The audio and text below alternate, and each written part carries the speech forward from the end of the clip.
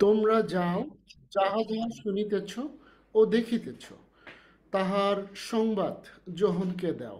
অন্ধেরা দেখিতে পাইতেছে, অখঞ্জেরা চলিতেছে, কুষ্ঠী কুষ্ঠীরা সূচীকৃত হইতেছে, ও বধিরেরা শুনিতেছে, এবং মৃতেরা উত্থাপিত হইতেছে, ও দরিদ্রদের নিকটে সুসমাচার প্রচারিত হইতেছে। আর ধন্য সে ব্যক্তি যে আমাতে বিঘ্নের কারণ না পায়। হালেলুয়া। এবং আরও একই অধ্যায়ে 28 পদে লেখা আছে, হে পরিশ্রান্ত ও ভারাক্রান্ত লোক সকল, আমার নিকটে আইস, আমি তোমাদেরকে দিগকে বিশ্রাম দেব।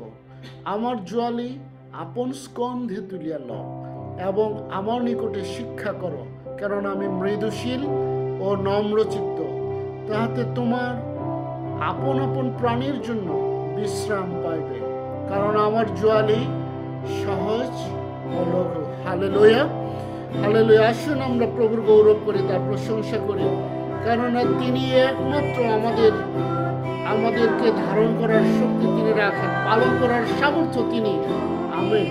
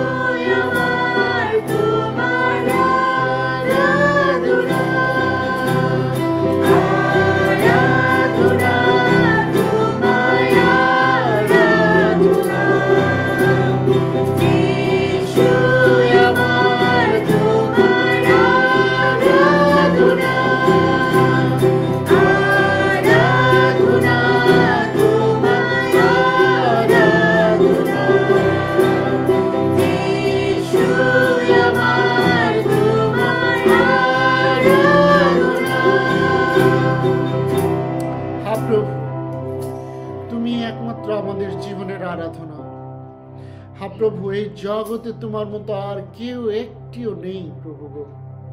তোমার কাছে আসার শক্তি কারোরই নেই প্রভু গো। হালেলুয়া। তোমার সেই পবিত্র রক্তে তুমি আমাদেরকে ধৌত করেছো। হালেলুয়া। সেজন্য কৃতজ্ঞ হই, ধন্যবাদ দেই প্রভু তোমাকে। আমাদের শত পাপের পরেও তুমি আমাদেরকে ক্ষমা করেছো, কেননা তুমি আব্রাহামের ঈশ্বর, তুমি ইসহাকের ঈশ্বর। হ্যাঁ প্রভু, তুমি যাকবের ঈশ্বর। প্রভু, তুমি আমাদেরও ঈশ্বর। প্রভু, সেই কথা আজকে এই সময় স্বীকার করি।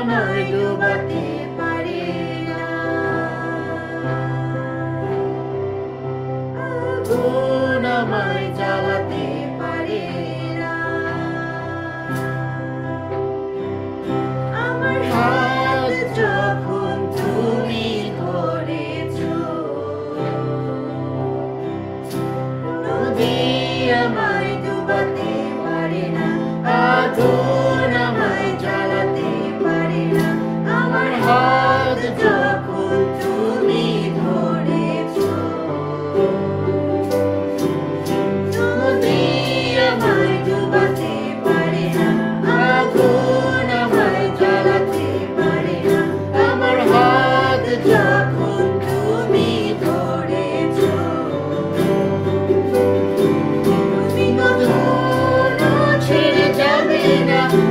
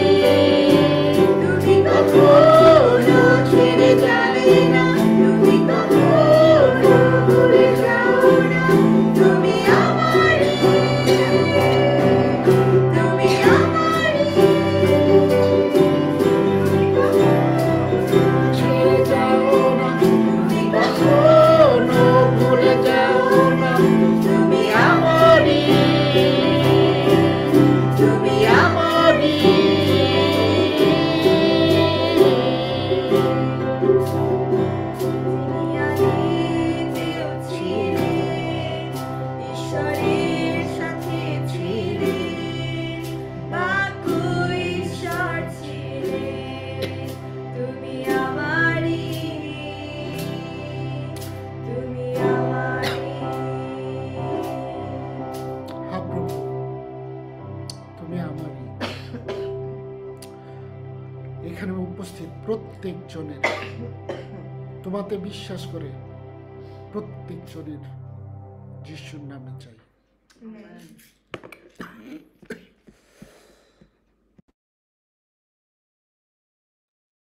Amen.